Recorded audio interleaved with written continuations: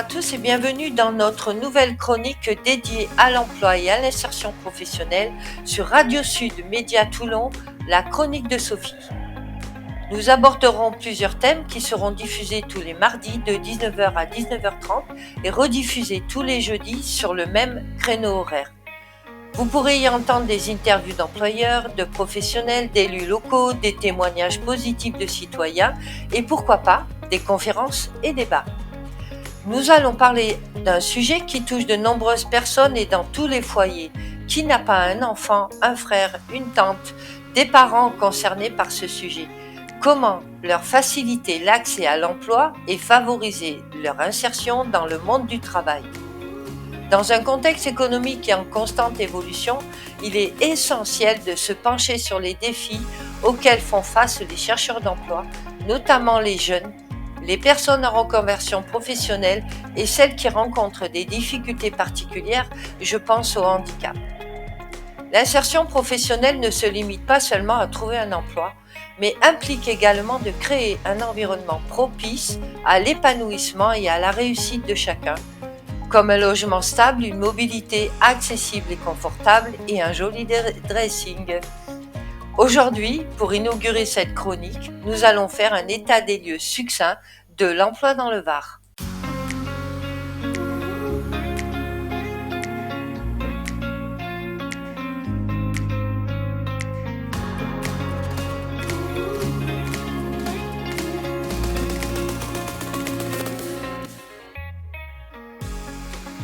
Retrouver la dignité par l'emploi. Être au RSA n'est pas une fatalité, un accident de vie, une perte d'emploi et tout bascule. Il s'agit pour les allocataires de retrouver la dignité, en partie par le travail. Le président du département a affirmé sa volonté ferme et engagée de relancer l'emploi pour ces publics.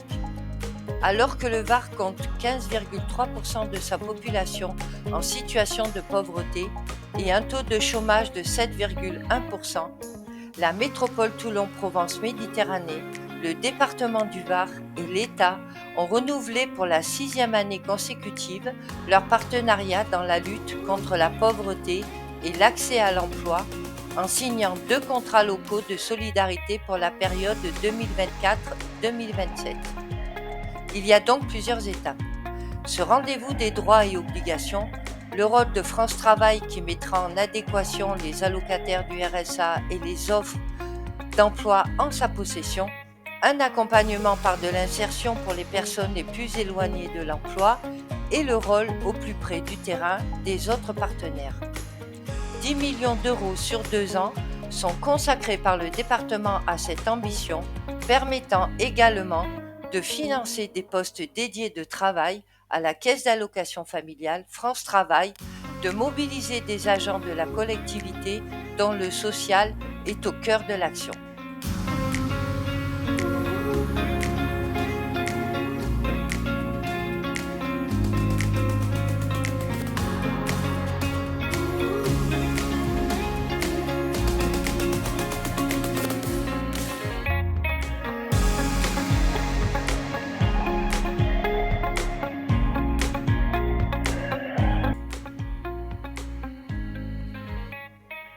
Le Var en forte croissance démographique sous l'effet des migrations résidentielles. Le Var accueille plus d'1 million d'habitants en 2012. Malgré un ralentissement ces dernières années, sa croissance démographique reste élevée et atteint un plus 0,5% par an sous l'effet des migrations résidentielles. L'arrivée de personnes âgées et le départ de jeunes aux âges d'études contribuent au vieillissement de la population. Orientée vers les emplois publics et le tourisme, l'économie du Var n'offre pas assez d'emplois à sa population active en forte croissance. Ainsi, un actif sur 10 travaille hors du département, en particulier à Marseille, Aix-en-Provence, La Ciotat, Aubagne ou Cannes. Alors que le parc de logements est en forte croissance, pourtant 15% des habitants vivent sous le seuil de pauvreté. Le Var présente d'autres signes de fragilité sociale, en particulier des disparités marquées de niveau de vie, ainsi qu'un faible niveau de formation des jeunes. La population varoise est située dans sa quasi-intégralité à 7 minutes au moins de la plupart des équipements et services de proximité du fait de sa spécificité touristique, les commerces, les services aux particuliers ou les équipements sportifs et de loisirs sont nombreux. À l'image de la région PACA, l'essor démographique du Var a ralenti par rapport aux années précédentes.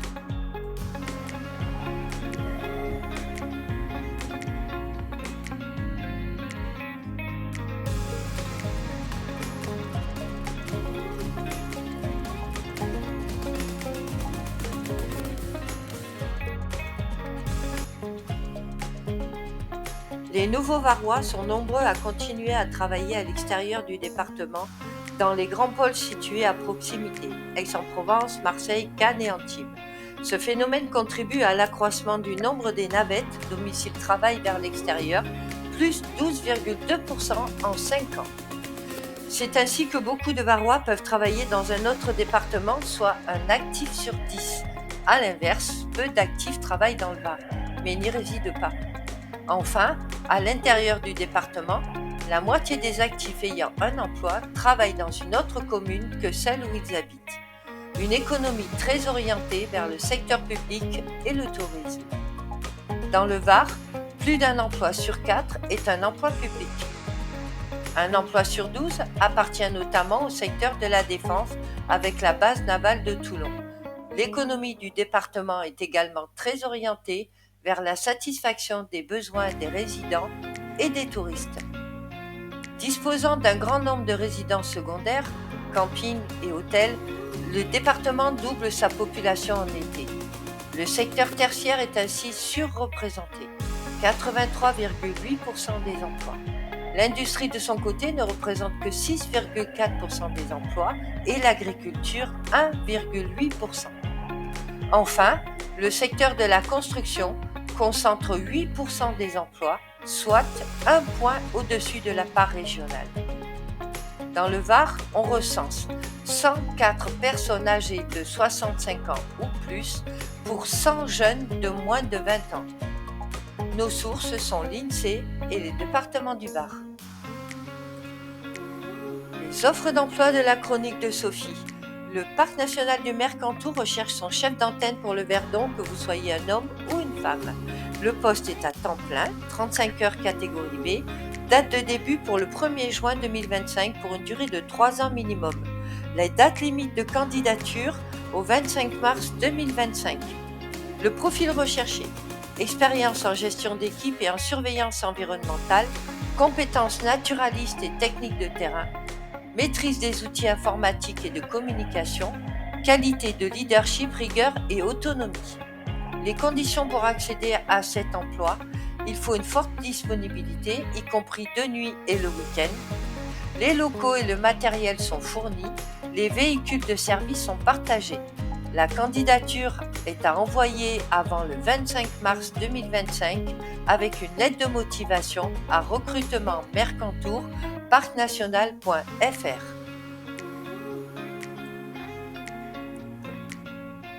L'agence mandataire Petit-Fils de Hier recherche des auxiliaires de vie pour une mission le week-end sur le secteur de Sauviespont.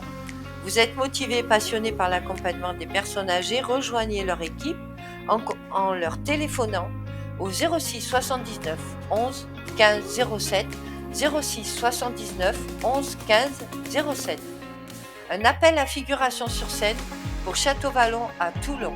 Le chorégraphe Philippe Découfflé est à la recherche de femmes et d'hommes de 18 à 30 ans et de 60 à 75 ans pour participer à la création de son nouveau spectacle, Le Temps. Les représentations auront lieu à Château-Vallon les 5 et 6 juin 2025 dans l'amphithéâtre. Pour participer au projet ou plus d'informations, contactez Sybille Canol à Château-Vallon Liberté. Recrutement d'agents de conditionnement sur signe homme ou femme. Pas d'expérience requise. Sélection par MRS, méthode de recrutement par simulation. C'est un travail sur ligne de production dans une entreprise cosmétique. Les horaires sont en 2 équipes, 5h-13h ou 13h-21h, par rotation. Une réunion d'information collective aura lieu à la mairie de Signes le 12 mars. Infos et inscriptions au 04 98 07 02 33, 04 98 07 02 33. L'agence Domino de Puget-sur-Argent recherche en urgence des aides-couvreurs hommes-femmes sur le secteur de Puget-sur-Argent avec au moins un an d'expérience en bâtiment. Un chauffeur-livreur VL secteur Draguignan. Merci de contacter l'agence au 04 12 05 54 60, 04 12 05 54 60. La ville de Pierrefeu-du-Var vous propose son Forum de l'emploi 2025 le mardi 11 mars de 9h à 13h, salle des fêtes de Pierrefeu-du-Var.